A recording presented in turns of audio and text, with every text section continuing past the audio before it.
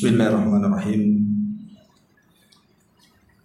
Assalamualaikum warahmatullahi wabarakatuh.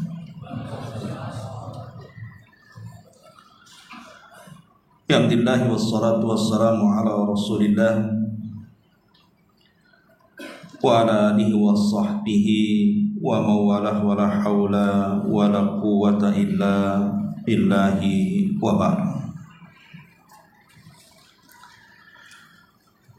Ma'asyiral muslimin rahimakumullah, alhamdulillah di malam hari ini kembali kita bisa berkumpul di masjid ini, tentu tidak lain dan bukan dalam rangka thalabul ilmi. Salawat dan juga salam tetap kita hadiahkan kepada Rasul kita Nabi besar Muhammad sallallahu alaihi wa ala alihi wasallam.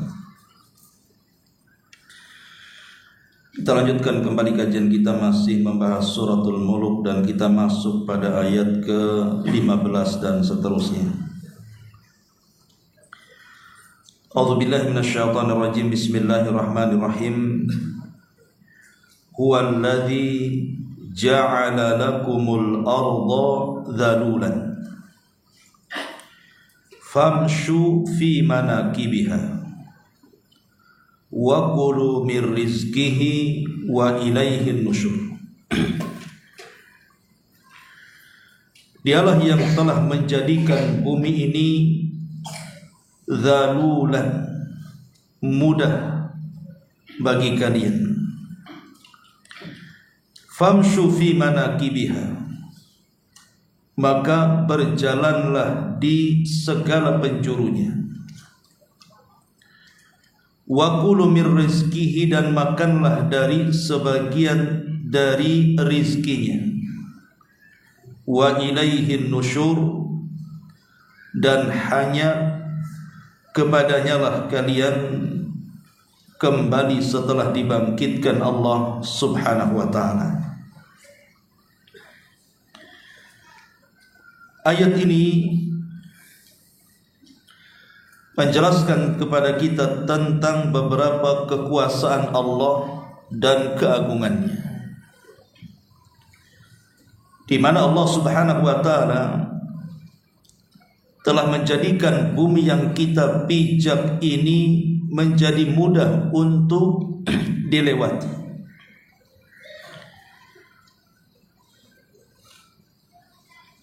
Dan tentu ini nikmat dan karunia dari Allah subhanahu wa ta'ala. Anda bisa bayangkan kalau seandainya bumi ini tidak stabil, bergerak, ada lini dan gempa, tentu tidak akan mudah orang berjalan di atas bumi. Tidak akan mudah orang untuk membuat rumah di atas bumi, mencari rizki di atas bumi, hidup di atas bumi, kalau seandainya bumi itu tidak Allah mudahkan kepada kita. Tetapi Allah subhanahu wa ta'ala tundukkan bumi ini atas perintahnya untuk manusia. Makanya Allah mengatakan huwallazi ja'ala lakumul arda dhalulan. Dialah yang telah menjadikan bumi ini zalul, tunduk, mudah untuk kalian atas perintah Allah subhanahu wa ta'ala. Makanya kalau kita lihat, ketika kita membahas tentang fungsi daripada gunung, kenapa Allah subhanahu wa ta'ala ciptakan gunung kemudian diletakkan di bumi? Karena di antara fungsi gunung itu adalah autada. Dia sebagai pasak yang menjadikan bumi itu tidak bergoncang. Makanya semua ciptaan Allah Subhanahu wa taala, baik lautannya, daratannya, gunung-gunungnya, hutan-hutannya, itu semua tidak sia-sia untuk manusia. Semua ada manfaatnya masing-masing. Lah dengan adanya gunung itulah bumi menjadi tenang, menjadi mudah untuk dilewati. Orang tidak takut untuk lewat di atas bumi. Dan ini tanda kuasa Allah Subhanahu wa taala yang harus kita syukuri. Kemudian Allah Subhanahu wa taala mengatakan famshu fi manakibiha wa kulu mir rizqihi. Setelah Allah Subhanahu wa taala memudahkan bumi untuk kita, maka berjalanlah dari segala penjurunya, mau ke baratnya, mau ke timurnya, mau ke utaranya, mau ke selatannya, mau kemana saja, mau ke bukit-bukit, ke gunung-gunung, ke lembah-lembah, ke daratan-daratan, pokoknya di mana saja yang ada di bumi ini. Maka Allah katakan famshu fi manakibiha, berjalanlah di segala penjurunya. Untuk apa? Wa kulu mir rizqihi, dan makanlah dari sebagian rizki yang Allah anugerahkan kepadamu. Di sini Allah Subhanahu wa taala memerintahkan kita untuk berjalan di atas permukaan bumi. Tentu perintah ini ada tujuannya. Kenapa Allah Subhanahu wa taala memerintahkan kita untuk berjalan? Pertama, sebagaimana yang Allah katakan di sini, wa kulu mir rizqihi. Dengan berjalan di atas muka bumi, maka kita akan mendapatkan rizki yang telah Allah takdirkan kepada kita. Atau yang kedua, li talabul ilmi, untuk mencari ilmu. Makanya dahulu para ulama salaf dikenal di dalam talabul ilmi mereka dengan sebutan rihlah li talabul ilmi, mengadakan rihlah perjalanan. Banyak para ulama yang meninggalkan tempat kelahirannya, mereka keliling dunia hanya untuk mencari ilmu. Seperti Imam Ahmad ibn Hanbal rahimahullah tadi katakan, tafa Ahmad marrataini. Imam Ahmad itu keliling dunia sampai 2 kali. Hatta jama'al musnad, sampai dia berhasil mengumpulkan hadis-hadis dalam kitab yang disebut dengan Musnad Imam Ahmad.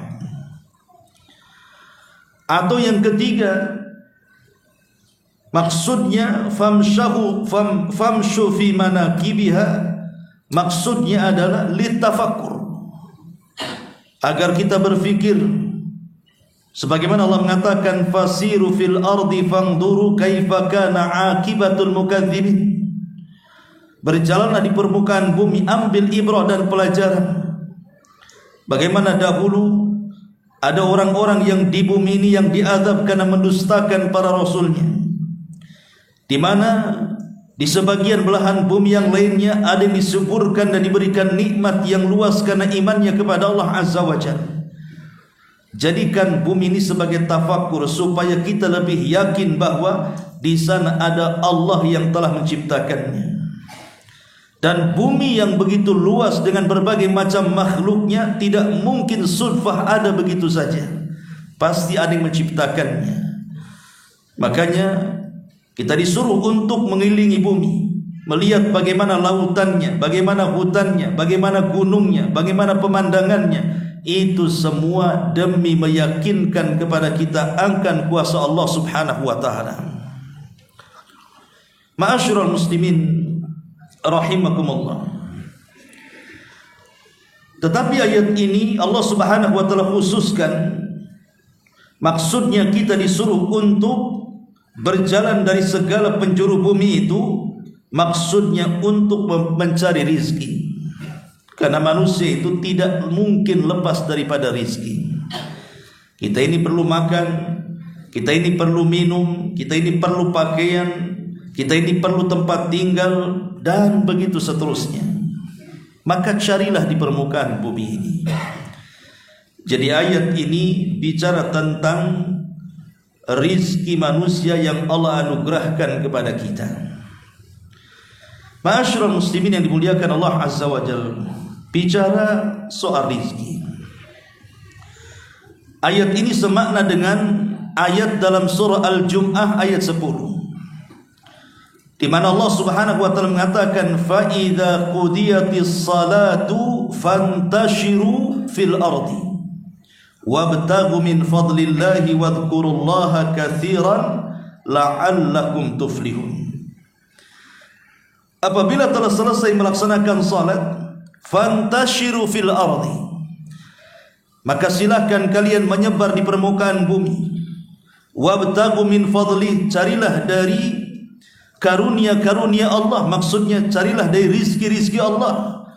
Kemudian setelah itu berzikirlah kepada Allah dengan zikir yang banyak agar kalian beruntung. Ma'asyiral muslimin rahimakumullah, kita tahu bahwa rizki ini sesuatu yang telah Allah Subhanahu wa taala bagi-bagikan kepada kita. Sebagaimana Nabi SAW bersabda dalam sebuah hadis yang dikeluarkan oleh Imam At-Tabrani dalam kitabnya Al-Mu'jam Al-Awsat dari sahabat Ka'ab ibn Ujrah radhiyallahu anhu, di mana Nabi SAW bersabda, ketika ada seorang sahabat dilihatnya memiliki badan yang begitu kekar, tetapi dia sibuk dengan pekerjaan dunianya. Maka salah seorang sahabat mengatakan di hadapan Rasul, ya Rasulullah, lau kana hadza fi sabilillah lakana khairan. Rasul, kalau orang kekar itu yang bekerja mencari dunia itu, kemudian dia gunakan kekuatan tenaga dan kekekaran badannya itu untuk jihad di jalan Allah, tentu itu lebih baik. Maka Nabi SAW mengatakan, in kana kharaja yas'a ala waladihi sigharan fahuwa fi sabilillah, wa in kharaja yas'a ala abawaini shaykhaini kabiraini fahuwa fi sabilillah, wa in kana yas'a ala nafsihi ya'iffuha fahuwa fi sabilillah, wa in kana kharaja riya'an tafakhuran fahuwa fi sabili syaitan. Kata Nabi SAW, kalau orang kekar itu, orang yang memiliki tenaga kuat itu, dia berusaha mencari rizki dan dia yakin rizkinya ditanggung oleh Allah Subhanahu wa taala untuk menghidupi anak-anaknya, maka keluarnya untuk mencari rizki untuk anak-anaknya itu sama dengan dia sedang berjalan di jalan Allah. Ataupun boleh jadi ketika dia mencari rizki itu untuk menghidupi kedua orang tuanya yang sudah tua renta dan tidak sanggup bekerja, maka dia pun dianggap berjalan di jalan Allah Subhanahu wa taala. Atau boleh jadi dia keluar dalam rangka mencari rizki itu supaya tidak menjadi pengemis dan peminta-minta, dia jaga kehormatannya, maka orang ini pun dianggap di jalan Allah. Tetapi kata Rasul, kalau seandainya dia keluar karena riya, karena sombong saja, karena hanya ingin membanggakan dengan rizkinya di antara manusia yang lainnya, fahuwa fi sabili syaitan, maka itulah baru di jalan syaitan. Ketika Nabi SAW menjelaskan tentang orang-orang yang keluar mencari rizki, menunjukkan bahwa rizki itu sudah dibagi-bagi oleh Allah Subhanahu wa taala. Makanya ada hadis yang mengatakan, innallaha qasama baina akhlaqakum kama qasama arzaqakum. Allah itu sudah membagi-bagi kalian, Allah itu sudah membagi-bagi akhlak di antara kalian sebagaimana Allah telah membagi-bagi rizki di antara kalian. Wa innallaha yu'ti dunya man yuhib wa man la yuhib. Dan ingat, ketika Allah memberikan rizki itu, Allah tidak akan pandang bulu Allah akan berikan rizki kepada siapa yang dicintainya atau kepada yang tidak dicintainya. Wala yu'til iman illa man ahab. Tetapi berbeda dengan keimanan, tidak akan diberikan kecuali kepada orang yang dicintainya saja. Lihat hadis ini. Allah Subhanahu wa ta'ala sudah membagi-bagikan rizkinya kepada kita. Artinya setiap manusia itu sudah ada jatah rizki. Setiap manusia itu sudah ditanggung rizkinya. Dan ketika Allah Subhanahu wa ta'ala memberikan rizki itu, Allah tidak membeda-bedakan siapa manusia yang diberikan rizkinya. Siapapun manusia, kalau itu masih ciptaan Allah, maka Allah pasti akan jamin rizkinya, apakah dia mukmin ataupun kafir. Dari sini kita tahu bahwa rizki itu tidak bisa membedakan orang itu mulia ataupun orang itu hina. Karena rizki itu bersyarikat antara mukmin dan kafir. Si Namrud diberikan rizki, si Fir'aun diberikan rizki, si Qarun diberikan rizki. Tapi Nabi Sulaiman juga diberikan rizki, Dzulqarnain juga diberikan rizki, Nabi Musa juga diberikan rizki. Artinya rizki yang Allah turunkan kepada hamba-hambanya di dunia ini tidak bisa dijadikan pembeda antara si mulia dan si hina. Karena rizki itu bersyarikat antara keduanya. Bukan hanya manusianya, binatangnya pun diberikan rizki. Jadi apa bedanya binatang orang kafir dengan orang yang beriman? Soal rizki itu tidak ada bedanya. Karena itu bukan kemuliaan. Maka dari sini tidak bisa kita katakan orang kaya itu lebih mulia dibandingkan orang miskin, atau orang miskin itu lebih hina dibandingkan orang kaya. Karena kekayaan itu bagian daripada rizki Allah berikan kepada siapapun yang dikehendaki, apakah dia mukmin ataupun kafir. Jadi tidak perlu membanggakan dengan rizkinya. Ma'asyiral muslimin yang dimuliakan Allah Subhanahu wa ta'ala, boleh jadi rizki itu justru menjadikan kita lalai kepada Allah Subhanahu wa ta'ala. Kalau kita terlampau mencarinya berlebihan dan melampaui batas. Sebagaimana Allah mengatakan, Alhaakumut takatsur hatta zurtumul maqabir kalla sawfa ta'lamun. Alhaakumut takatsur ay syaghalatkum an ta'ati rabbikum. Telah melalaikan kepada kalian at-takatsur, berlomba-lombanya kalian mencari rizki. Maksudnya alhaakumut takatsur ay saghalatkum, telah melalaikan kalian an ta'ati rabbikum, dari ketaatan kepada Rabb kalian. Terkadang rizki ini membuat lalai, ikhwan, kalau dicarinya berlebihan. Tetapi kalau seandainya dia mencari rizki itu sesuai dengan kebutuhan, dia tahu bahwa tujuan hidupnya bukan di rizki tapi di ibadah, maka dia akan gunakan rizki itu untuk beribadah kepada Allah Subhanahu wa ta'ala. Bukan berarti Islam itu menghalangi orang untuk kaya, tidak. Bahkan kaya itu perlu dalam Islam. Tetapi maksudnya adalah kekayaan yang ia miliki itu betul-betul dia gunakan untuk beribadah kepada Allah Subhanahu wa ta'ala. Ma'asyiral muslimin yang dimuliakan Allah Subhanahu wa ta'ala, Allah mengatakan, Alladzi khalaqa fasawwa walladzi qaddara fahada. Dialah yang telah menciptakan, dan dia yang telah memperbaiki ciptaannya, dan dia yang telah mentakdirkan rizki-rizkinya, dan dia yang telah mengarahkan bagaimana cara mencarinya. Qaddara fahada. Qaddara artinya mentakdirkan rizki-rizkinya, fahada artinya diberikan insting, dia mampu mencari rizkinya. Maka dari sini kita tahu bahwa rizki itu biyadillahi, di tangan Allah Subhanahu wa ta'ala. Dan rizki itu sudah dicantumkan dalam takdir-takdirnya, sehingga tidak perlu khawatir manusia itu dengan rizkinya, karena Allah sudah membagi-bagikan rizki itu sedemikian rupa kepada makhluknya.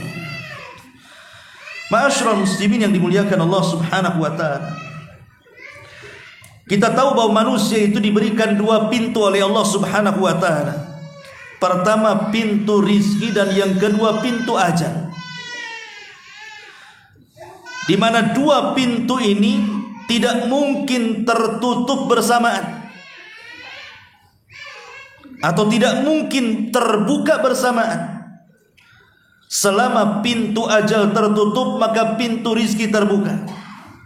Selama pintu ajal terbuka, maka pintu rizki tertutup. Maksudnya, selama kita masih hidup dan belum disentuh dengan kematian, maka selama itu rizki Allah Subhanahu wa taala akan Allah berikan kepada kita.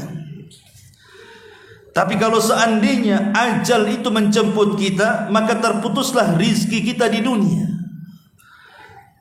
Makanya rizki itu berkaitan dengan ajal. Tetapi ingat, Nabi SAW mengatakan bahwa seseorang tidak mungkin didekati dengan ajalnya sampai disempurnakan rizkinya. Sampai ada satu kisah. Ada seseorang yang kemudian sedang berjalan di tengah padang pasir. Rupanya di depannya ada sumur. Sumur itu jelas tidak tertutup dengan rerumputan atau tidak ditutup dengan semak-semak atau apalah yang bisa menjadikan samar. Tidak, sumur itu jelas nampak lubangnya. Tetapi orang ini karena sudah ditakdirkan ajalnya, dia berjalan entah melamun apa gitu ya, melamun sesuatu. Tiba-tiba dia berjalan terus, kemudian masuk, dia nyemplung ke sumur. Kan gitu ya terkadang ya. Ada orang melamun tidak tahu depannya ada sumur, padahal jelas tuh sumurnya tuh. Masuk dia ke dalam sumur. Sebelum dia masuk ke dalam sumur, dia sempat berteriak. Kemudian adalah orang yang lewat kemudian berusaha untuk menolongnya. Dipanggilnya banyak orang, diambilkan tali. Kemudian turunlah salah satu yang akan menolong orang yang masuk ke dalam sumur itu. Ketika dia masuk ke dalam sumur, nampak orang yang masuk ke sumur itu sudah tidak bergerak, disangkanya mati. Rupanya setelah diangkat, rupanya dia masih hidup. Ketika tali sudah sampai setengah, sudah ditarik sampai setengah sumur, maka dia khawatir kemudian orang ini mati karena nampaknya dikehausan. Maka orang yang menolong ini ketika di pertengahan sumur itu, dia berteriak kepada orang yang di atas, berikan dia air susu. Akhirnya kemudian ambilnya tali, kemudian diulur tali itu dimasukkan ke bejana, kemudian bejana dimasukkan ke dalam sumur. Setelah air susu dipegangnya, kemudian diminumkan kepada orang itu. Subhanallah. Setelah diminumkan dan berhasil dia minum dari air susu itu, Allah takdirkan tali yang mengikat orang itu putus, kemudian nyemplung lagi ke sumur. Akhirnya dia mati. Maksudnya apa di sini? Sempat-sempatnya dia minum susu. Itu maksudnya. Boleh jadi mungkin susu yang ia minum itulah rizki dia yang terakhir. Kenapa Allah tidak langsung matikan di awal saja? Kenapa disempatkan kemudian dia bisa minum susu? Karena tidak mungkin seseorang itu diwafatkan sampai disempurnakan rizkinya, itu maksudnya. Disempurnakan rizki dulu, disempurnakan dulu rizkinya, baru diwafatkan. Ma'asyiral muslimin yang dimuliakan Allah Subhanahu wa taala. Makanya rizki itu sangat erat kaitan dengan babul ajal, bab kematian. Selama kita masih hidup, maka pintu rizki itu terbuka. Tapi kalau kita sudah mati, maka terputuslah pintu rizki itu. Ma'asyiral muslimin yang dimuliakan Allah Azza wa Jalla. Dan kita tahu bahwa rizki itu ada dua macam. Ada yang disebut dengan rizkun nazil dan ada yang disebut dengan rizkun sa'id. Apa nazil, apa sa'id? Nazil itu artinya rizki yang Allah turunkan dari langit ke bumi. Sementara rizkun sa'id itu rizki yang kita naikkan dari bumi ke langit. Adapun rizki yang diturunkan Allah Subhanahu wa ta'ala, dari langit ke bumi, itulah yang disebut dengan rizkun madi. Rizkun madi itu ya yang berkaitan dengan makanan, yang berkaitan dengan minuman, yang berkaitan dengan kendaraan, yang berkaitan dengan tempat tinggal. Itulah rizkin madi yang kita bisa rasakan hari ini, di mana kita bisa hidup, kita bisa punya rumah, kita bisa punya kendaraan, kita bisa punya pakaian, minuman, dan tempat tinggal yang layak. Boleh jadi mungkin kebun yang luas, uang yang banyak. Itu disebut rizkun madi. Itulah rizki yang Allah turunkan dari langit ke bumi. Wa fis sama'i rizqukum, di langit itu ada rizki kalian. Kemudian yang kedua, rizkun sa'id, rizki yang dinaikkan dari bumi ke langit. Itu yang disebut dengan rizkun ma'nawi. Rizki ma'nawi, dia bukan dalam bentuk makanan, dia bukan dalam bentuk minuman, dia bukan dalam bentuk tempat tinggal, tapi dalam bentuk amalan, dalam bentuk iman, dalam bentuk ilmu, dalam bentuk amal saleh. Itulah rizki yang dinaikkan ke langit, di mana hasilnya tidak bisa kita rasakan di dunia, tapi nanti kita akan rasakan di akhirat, di mana dengan ilmu, iman, amal saleh itu Allah sudah sediakan sorga yang kenikmatannya tidak pernah dilihat mata, didengar telinga, terlintas dalam pikiran pun tidak bisa. Dari sini kita tahu bahwa rizki itu ada yang sifatnya maktu, ada yang sifatnya ghairu maktu. Rizki itu ada yang sifatnya maktu, terputus, hanya sebatas dunia saja. Tetapi di sana ada rizki yang ghairu maktu, tidak terputus hanya di dunia, tetapi sampai ke akhirat. Adapun rizki yang terputus, ya tadi terputus dengan kematiannya. Seperti makan, kalau sudah mati tidak akan makan lagi. Seperti minum, kalau sudah mati tidak akan minum lagi. Seperti tempat tinggal, kalau sudah mati akan ditinggalkannya. Seperti kendaraan juga sama, dan begitu seterusnya. Itu disebut maktu terputus, hanya sebatas dunia. Tapi rizki di sana ada ghairu maktu, tidak mungkin terputus. Seperti orang-orang yang bersedekah, idza mata ibnu adam inqata amaluhu illa min thalathin, sadaqatin jariyatin aw ilmin yuntafa'u bihi aw waladin salihin yad'ulahu. Apabila anak Adam meninggal dunia, maka semua terputus amalannya kecuali 3 perkara: sedekah yang mengalir, ilmu yang bermanfaat, anak yang mendoakan orang tuanya. Maka sedekah di dunia tidak akan terputus, pahalanya sampai ke akhirat. Atau orang-orang yang berperang di jalan Allah Subhanahu wa ta'ala, yang kita sangka mereka mati dalam jihad, sebenarnya mereka tidak mati. Makanya Allah mengatakan, wala tahsabanna alladhina qutilu fi sabilillahi amwatan bal ahya inda rabbihim yurzakun. Jangan kau kira orang-orang yang mati di jalan Allah itu mereka mati. Tidak, mereka tidak mati. Mereka tetap hidup dan mereka akan terus diberikan rizki di sisi Rabb mereka. Itulah yang disebut dengan rizki ghairu munqati, rizki yang tidak akan terputus. Ma'asyiral muslimin, jamaah sekalian yang dimuliakan Allah Subhanahu wa ta'ala, maka yang pertama kita harus meyakini bahwa rizki itu sesuatu yang sudah menjadi ketetapan Allah dan sudah dibagi-bagi Allah kepada hamba-hambanya. Yang kedua, ar-rizku biyadi razzaq, rizki itu ada di tangan yang memberikan rizki. Siapa? Allah. Makanya Allah mengatakan, wa kulu mir rizkihi, makanlah dari rizki Allah. Makan dari rizki Allah. Ada seorang alim namanya Hatim al-Asam. Hatim al-Asam, dia mengatakan, ketika dia ditanya soal tawakal, kenapa begitu tawakal sekali hidupmu hai Hatim al-Asam? Tidak pernah mengeluh, lisannya senantiasa dijaga, tidak pernah tasahud, artinya tidak pernah menolak takdir dan begitu seterusnya. Apa jawaban Hatim al-Asam? Dia mengatakan, alimtu anna rizki la yakuluhu ghairi. fatma'nantu bi nafsi atau fatma'annat bi nafsi. Aku tahu rizki itu sudah takdir yang Allah takdirkan kepadaku. Karena aku tahu bahwa rizki itu kalau sudah ditakdirkan kepadaku, tidak mungkin selainku akan mengambilnya. Maka tenanglah hatiku dengannya. Jadi kita harus yakin rizki yang Allah anugerahkan kepada kita itu tidak mungkin salah alamat.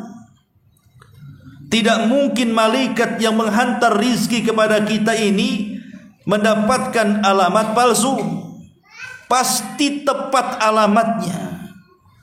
Malaikat lebih tahu rizki kita dibandingkan kita. Kalau seandainya rizki itu sudah ditentukan Allah dan alamat rizki itu pasti tetap dan tidak mungkin salah, lalu apa gunanya kemudian orang hasad kepada rizki orang? Nggak ada gunanya. Karena rizki kita tidak mungkin diambil orang. Makanya aneh di masyarakat ini, kadang-kadang kita ini punya usaha dengan usaha yang sama. Mulai itu saling hasad, saling hasud satu dengan yang lainnya. Anggap saja umpamanya ada beberapa travel umroh umpamanya, atau travel haji. Masing-masing travel itu sudah ditentukan rizkinya.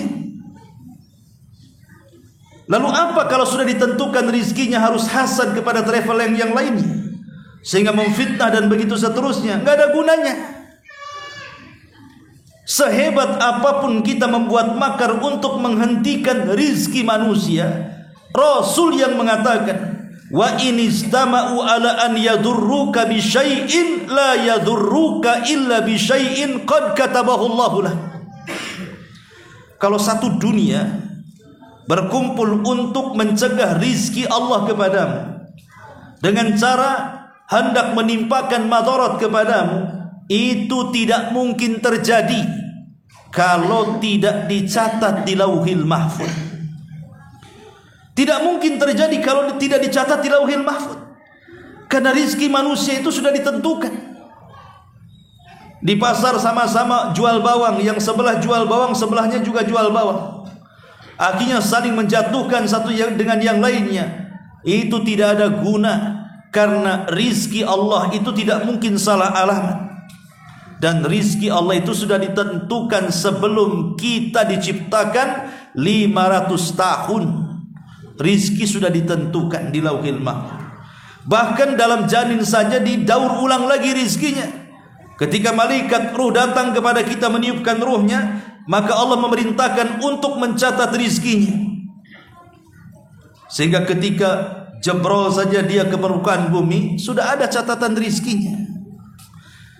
Makanya tidak perlu kemudian menanamkan hasad, menanamkan hasud kepada saudaranya, karena tidak ada gunanya. Allah sudah menentukan rizkinya masing-masing. Atau tidak ada gunanya juga dia mencari rizki dengan cara bermaksiat, karena rizki itu sudah ditentukan. Anda mau mencari dengan cara halal, Anda mau mencari dengan cara haram, tetap dapatnya segitu juga. Karena rizki itu sudah ditentukan oleh Allah subhanahu wa ta'ala. Ar-rizku biyadillah. Rizki itu di tangan Allah. Kemudian yang ketiga, lan tamuta nafsun qabla an ta'khudha rizquha kamilan mukmalan la nuqsana fihi wala ziyadata. Jiwa itu tidak mungkin mati, kata Rasul, sampai dia mengambil rizkinya secara sempurna. Karena rizki itu tidak mungkin dikurang dan tidak mungkin ditambah, pas sesuai dengan ketentuannya. Ma'asyiral muslimin yang dimuliakan Allah subhanahu wa ta'ala, dan itu berdasarkan sabda Rasul, innahu la tamutu nafsun hatta tastakmila rizqaha wa in abta'a 'alaiha. Sesungguhnya jiwa itu tidak mungkin mati sampai disempurnakan rizkinya, walaupun lambat datangnya, tapi pasti akan disempurnakan rizkinya. Kemudian yang keempat, Allah tabaraka wa ta'ala qassamal arzaqa lil bashari walil jinni wad dawawi wat tuyuri wal asmakil lati taghusu fi a'makil bihar farazaqaha Allahu minnatan wa karaman minhu la wujuban alaihi bal hada min fadlihi wa karamihi wa ataihi jalla fi'ula fallahu yu'ti man yasha wa yamna amman yasha. Allah itu sudah membagi-bagikan rizkinya kepada manusianya, kepada jinnya, kepada binatang-binatangnya, sampai kepada burung-burungnya, sampai kepada ikan-ikannya, dan kepada seluruh makhluknya. Ketika Allah memberikan rizki kepada itu semua, itu dalam bentuk minnatan wa karaman, dalam bentuk nikmat dan kemuliaan. Jadi Allah itu ketika memberikan rizki kepada kita itu dalam bentuk nikmat dan kemuliaan. Dan Allah memberikan rizki kepada siapa yang dikehendaki dan kepada siapa yang tidak dikehendaki. Sebagaimana Allah Subhanahu wa taala memberikan kekayaan kepada siapa yang dikehendaki dan tidak memberikan kekayaan kepada siapa yang tidak dikehendaki. Jadi Allah Subhanahu wa taala itu sudah membagi-bagikan semuanya dan sesuai dengan kadar manusia. Kenapa si anu kaya, kenapa si anu tidak? Kenapa si anu dimudahkan rizkinya, kenapa si anu tidak dimudahkan rizkinya? Di balik itu ada hikmah, diketahui atau tidak itu pasti ada kebaikan di dalamnya yang disebut dengan hikmah Rabbani. Boleh jadi si miskin itu tetap dimiskinkan dan tidak menjadi kaya, sebab kalau dia kaya bisa saja dia melampaui batas. Atau mungkin di sisi lain si kaya itu tidak pernah miskin dan tetap kaya, sebab kalau dia miskin mungkin didekatkan dengan kekufurannya. Atau boleh jadi si sakit itu tidak disembuh-sembuhkan, boleh jadi kalau dia sembuh akhirnya dia maksiat lagi. Atau boleh jadi orang-orang yang sehat itu tidak diberikan sakit lama, boleh jadi kalau sakit dia putus asa, dan begitu seterusnya. Di situ ada hikmah Rabbani namanya. Ini yang keempat. Yang kelima, kun ala yakinin qawi annallaha razikuka. Jadilah hamba yang punya kekuatan keyakinan yang kokoh bahwa Allah itu pasti akan memberikan rizki kepada. Walaupun umpamanya diakhirkan oleh Allah, tapi yakinlah bahwa rizki itu akan datang. Dan rizki itu kan jenisnya dua, ikhwan. Ada yang memang rizki itu dalam bentuk hibatullahi alaina. Memang Allah memberikan hibah kepada kita, tanpa dicari pun Allah sudah kasihkan rizkinya kepada kita. Tapi ada rizki itu yang sifatnya muktasab, harus dicari. Seperti mamanya oksigen yang kita hirup, itu hibah dari Allah. Tidak perlu kita sibuk mencari-cari angin supaya kita bernafas. Allah sudah kasih itu angin, hari-hari kita bisa bernafas dengan angin itu. Itulah hibah dari Allah. Atau badan yang ada pada diri kita, ketika mata kita bisa melihat, telinga kita bisa mendengar, lisan kita bisa bicara, akal kita berfungsi, tangan kita dan kaki kita masih bergerak, dan begitu seterusnya. Itu semua rizki pemberian Allah. Tetapi di sisi lain juga ada rizki yang muktasab sifatnya, harus dicari. Itulah seperti makanan, minuman, dan begitu seterusnya. Ya kita harus mencarinya. Tetapi kita yakin bahwa rizki itu pasti sudah disediakan, tinggal mencarinya saja. Kemudian juga yang nomor 6, sayahsulu kullu insanin ala rizkihi fala yadfauka ibta'a rizki ila maksiatillah fa innama indallahi tahsulu alaihi bi ta'atihi la bi maksiatihi. Setiap manusia harus yakin dengan rizkinya, maka tidak boleh seseorang itu karena lambat rizkinya akhirnya dia bermaksiat kepada Allah. Jangan. Karena rizki itu sudah ditentukan. Sehebat apapun kita maksiat dalam mencari rizki, kalau sudah ditentukan rizkinya tidak mungkin bertambah pas adanya. Seperti yang sering saya contohkan dalam kisah Ali bin Abi Thalib. Ketika ada seorang pengemis datang mengetuk rumah Ali bin Abi Thalib, Kemudian Ali menjanjikan akan memberikan 400 dirham kepada pengemis itu. Maka pengemis itu nunggu di depan rumah Ali. Ali pun sibuk mencari 400 dirham. Dia lupa naruh di mana tuh uang tuh. Karena lama dalam rumah mencari uang, tidak ketemu-ketemu. Pengemis ini sangkaannya Ali ini hanya main-main saja. Jangan-jangan PHP saja dia itu. Karena kelamaan bosan dia. Akhirnya dia pergi. Sebelum pergi, dia sempat ke kandang kudanya Ali. Dicurinya pula pelana kuda itu, kemudian pergi. Akhirnya setelah orang ini pergi mencuri pelana kuda, uang 400 dirham itu ketemu. Setelah ketemu, buru-burulah Ali kemudian keluar. Rupanya si pengemis tadi sudah tidak ada lagi. Yang ada justru pembantunya teriak-teriak dan mengatakan, telah dicuri pelana kuda kami wahai Ali. Maka Ali bingung. Akhirnya Ali mengatakan, ya sudah, di tanganku ada 400 dirham, ambillah, carilah pelana kuda yang baru. Tadinya aku mau ngasih ke pengemis, tapi dia sudah tidak ada. Maka sang pelayan Ali ini kemudian pergi ke pasar. Di pasar ada pula orang yang jual pelana kuda. Setelah tawar 400 juga harganya. Kemudian dia pulang, hendak memberikan pelana kuda itu kepada Ali. Ketika Ali melihat pelana kuda itu, Ali bertakbir dan mengatakan, Allahu Akbar. Ini kan pelana kuda kita, katanya. Kau beli dari mana? Akhirnya kemudian pelayannya mengatakan, aku beli pelana ini dari orang yang seperti ini, seperti ini, seperti ini ciri-cirinya. Kata Ali, subhanallah, itu kan pengemis tadi, katanya. Kenapa dia bisa mencuri pelana kuda kita? Tapi kata Ali radhiyallahu mengatakan, demi Allah, kalau seandainya pengemis tadi mau sabar, maka dia akan mendapatkan uang 400 dirham itu dengan cara halal. Karena saya akan mengasihi dia sesuai dengan kebaikan saya kepadanya. Tapi karena dia tidak sabar, dia curi pula pelana kuda, tetap hasilnya 400 dirham. Lalu apa bedanya? Dia mencuri dapat 400, kalau dia sabar dapat 400 juga.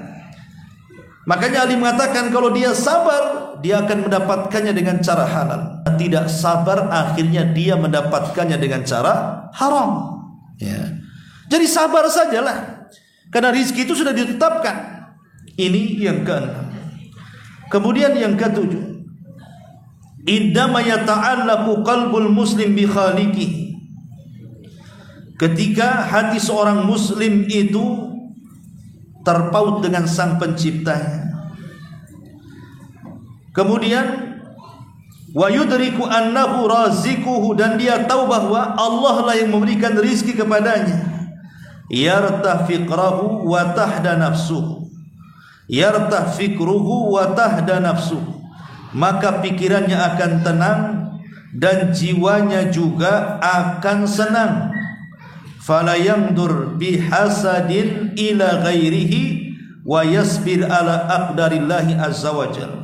Maka tidak mungkin dia akan memandang hasad kepada orang lain, dan pasti dia akan sabar akan takdir yang Allah telah takdirkan kepadanya. Inilah sifat seorang muslim.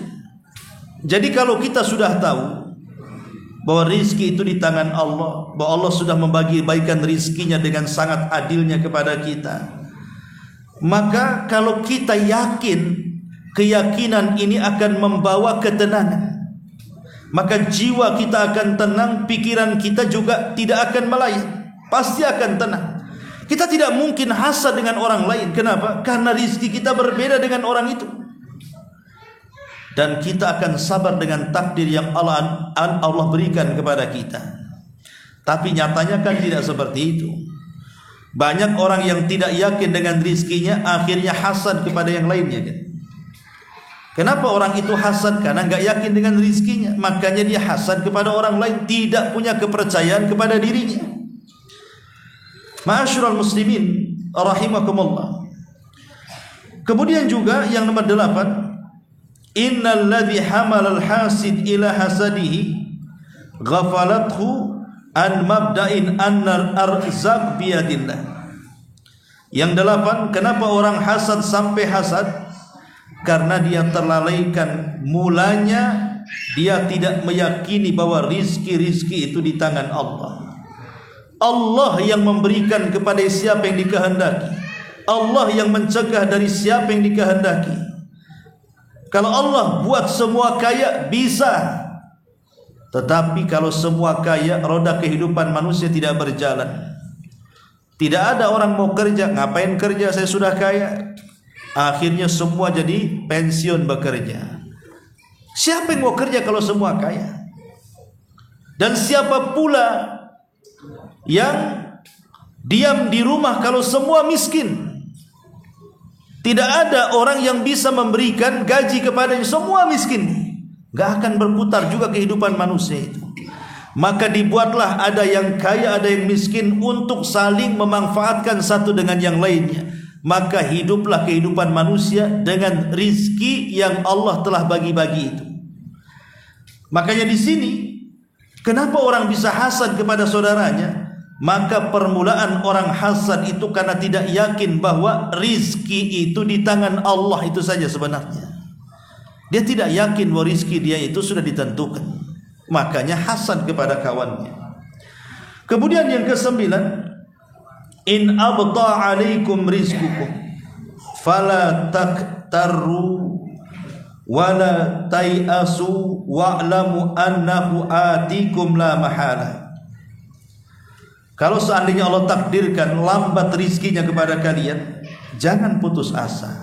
Ketahuilah bahwa rizki itu akan segera datang dan mustahil akan tercegah. Sekali lagi ini juga harus ada keyakinan bahwa kalau seandainya kita sudah berusaha bekerja ke sana kemari tapi tak kunjung juga mendapatkan hasilnya, sabar. Berarti rizkinya belum turun. Harus sabar, terus dicari dan dicari. Nanti juga lama-lama Allah akan berikan kepada kita. Dan dengan kesabaran itulah justru kita akan mendapatkan pahala. Ini juga yang ke-9. Yang ke-10, inna a'marana mahdudatun wa ajalana makhtumatun wa arzaqana maktubatun walan yanala ghairana syai'an min rizkina. Ingat, umur kita ini terbatas. Ajal kita ini dipastikan datang.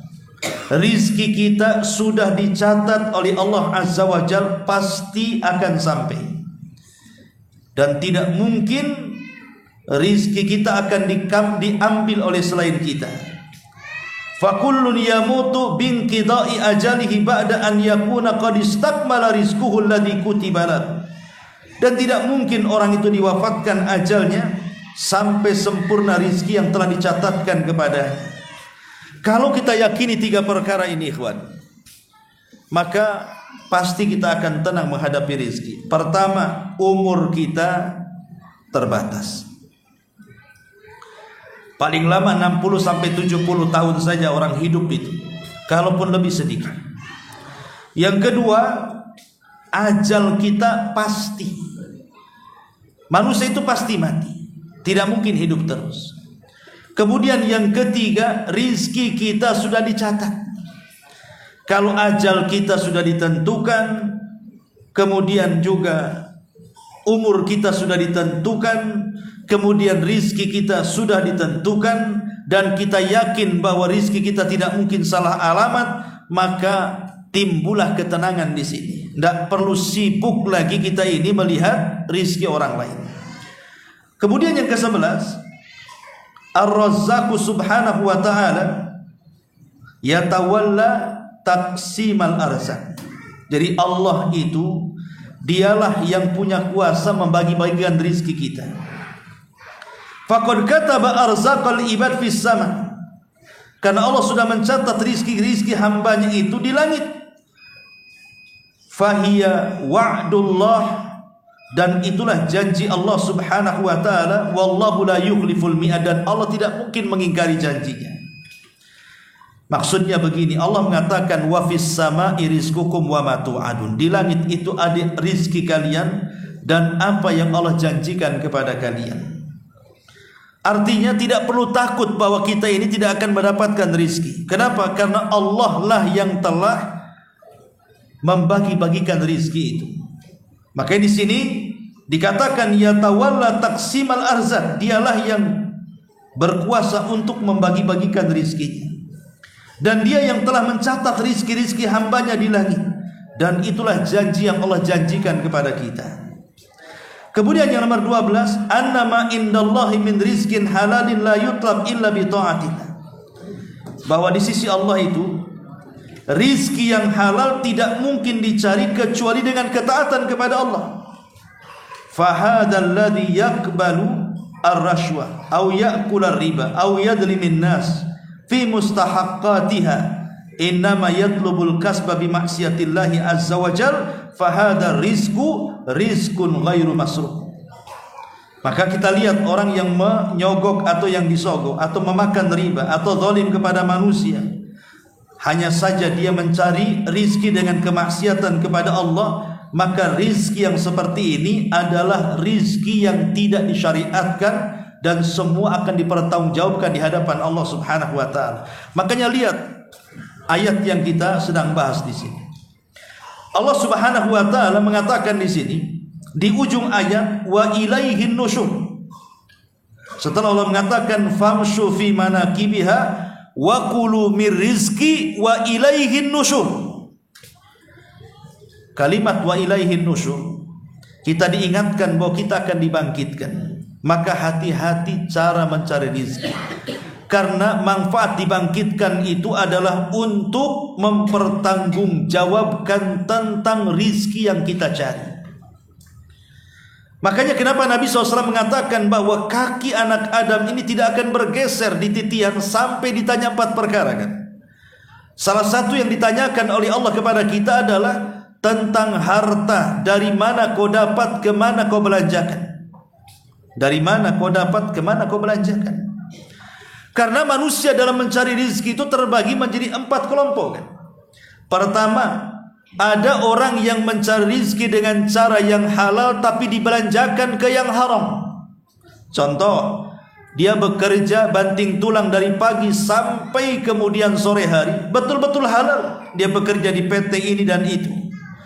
Tapi setelah datang gajian bulanan, dia gunakan uang gajian itu untuk maksiat. Dia gunakan untuk mabuk, dia gunakan untuk zina, dia gunakan untuk hura-hura. Itu namanya dari mana kau dapat benar, tapi kemana kau belanjakan itu salah. Artinya selamat dari pertanyaan yang pertama, tidak selamat dari pertanyaan yang kedua. Yang kedua, ada sebaliknya. Dia mencari rezeki itu dengan cara haram, tetapi dibelanjakan ke yang halal.